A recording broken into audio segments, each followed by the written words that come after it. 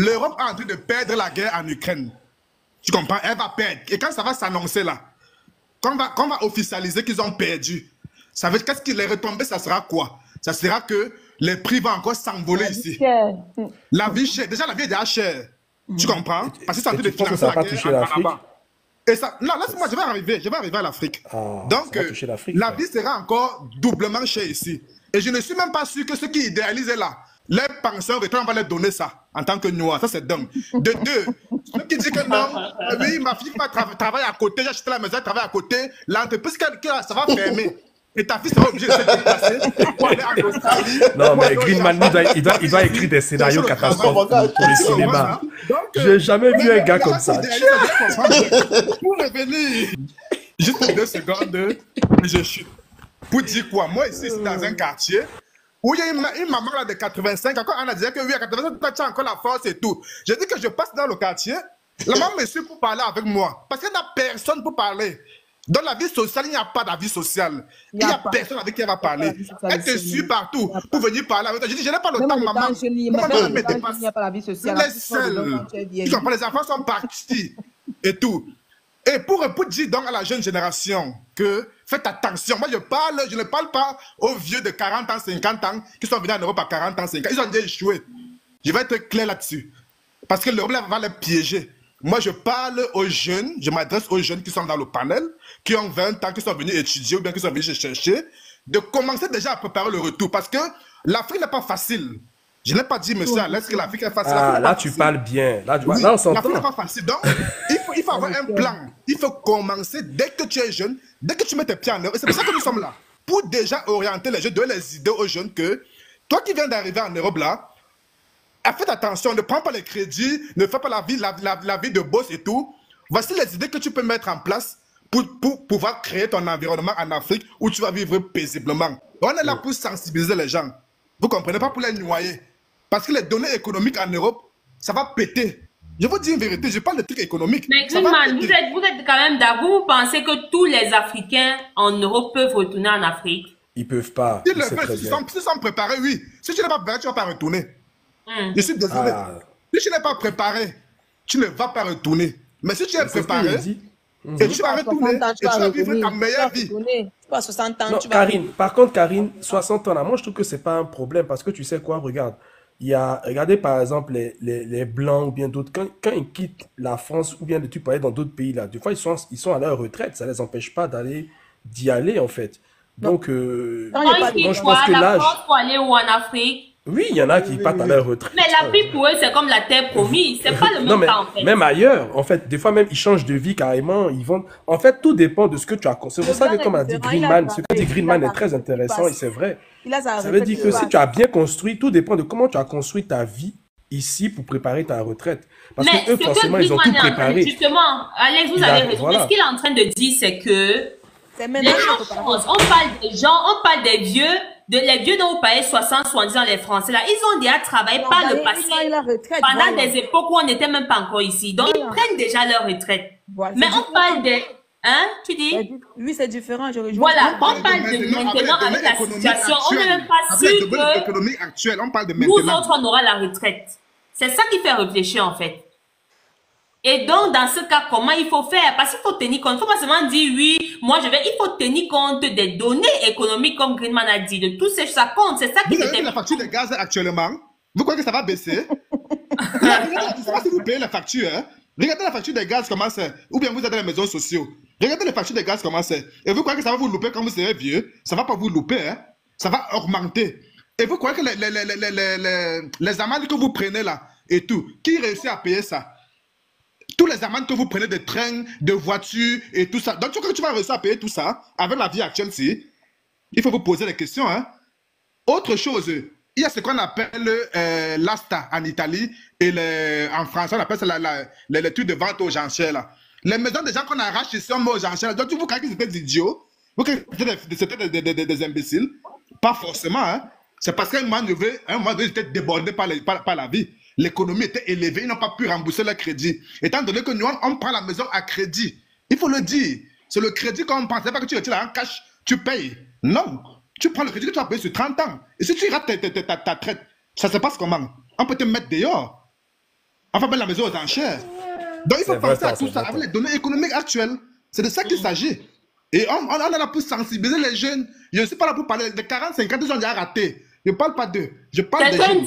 Quelqu'un dit Eneo vous attend. Vous allez lire Eneo vous attend. L'Afrique est vaste. Tu peux partir partout. Le Cameroun n'est pas pareil. Et pour vous dire, l'Afrique est en évolution. Attendez, écoutez un peu une chose. Il y a une chose que vous écoutez. Moi, je vais au Cameroun toutes les vacances. Il y a les lumières qu'on va à Amazon ici là. Je n'ai pas le problème Eneo. Je charge ça quand il y a le truc. Voilà, il y a les panneaux solaires. Il y a les panneaux solaires, tu n'as pas besoin d'Eneo. Il y a les panneaux solaires, tu fais ton forage chez toi. Donc tu n'as pas besoin d'Eneo, tu n'as pas besoin de la SINEC.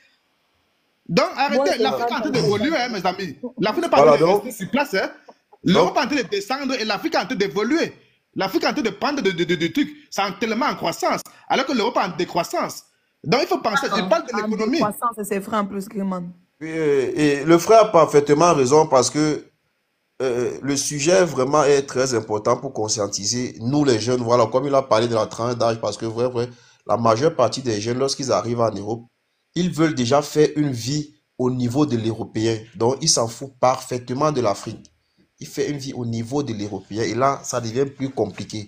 Voilà. Et après, dans les 60-70 ans, il se retrouve avec rien. Et il ne peut plus rentrer, il est obligé de rester ici. Et avec ce qui se passe actuellement, vous voyez, comme il a dit, l'Afrique est en train de prendre une croissance économique et l'Europe est en train de perdre. Qui sont pas allés à l'école, en bref.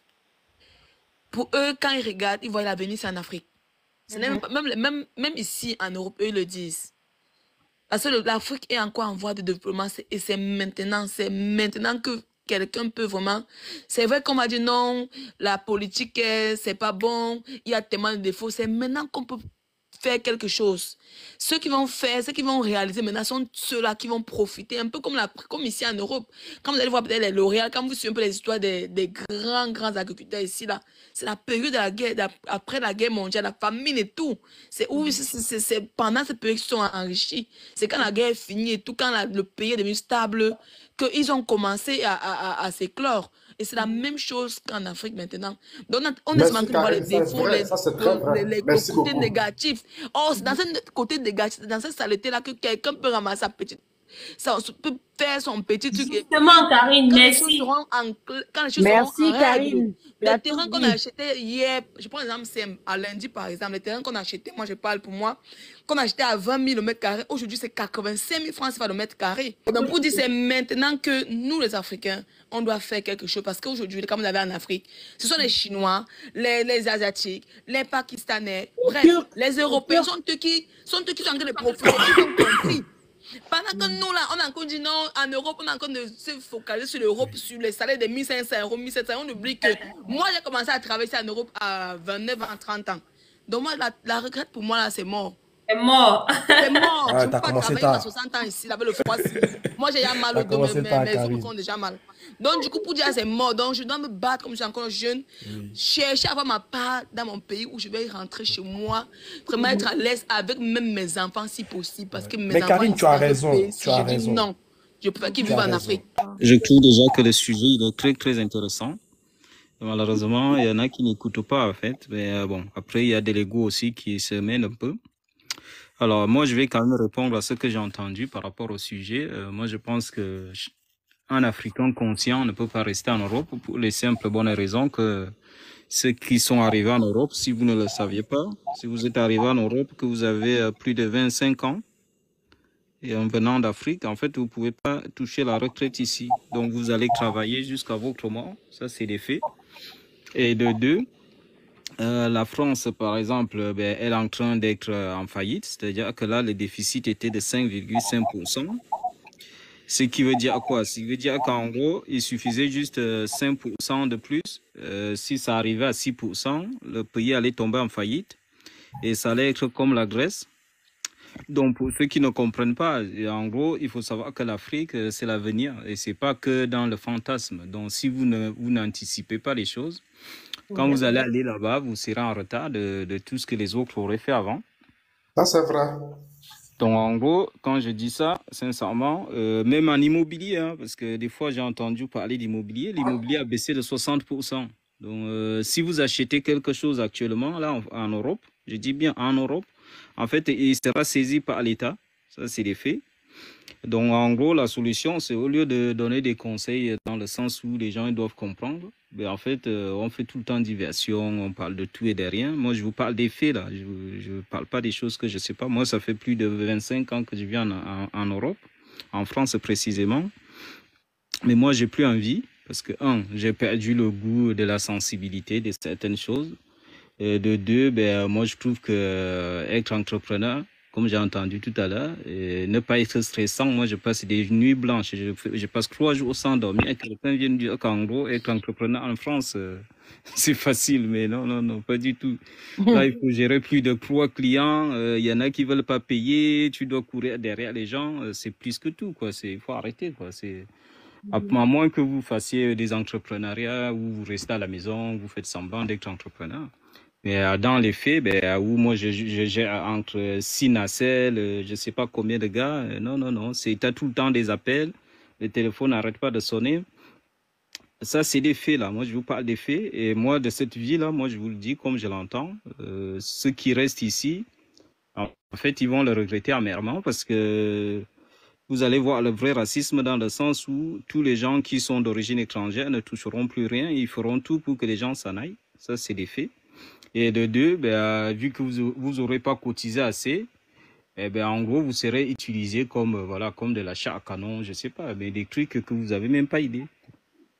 Pour la simple bonne raison que la France, elle est comme ça, la Belgique, ils vont tous être comme ça parce que le monde est en train de se réveiller.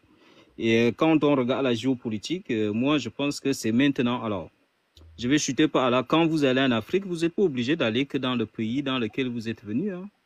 Il y a d'autres pays à côté. Le pays qui vous plaît, je ne sais pas, là, il y a des gens qui parlent du Cameroun. Vous pouvez aller en Angola, en Tanzanie.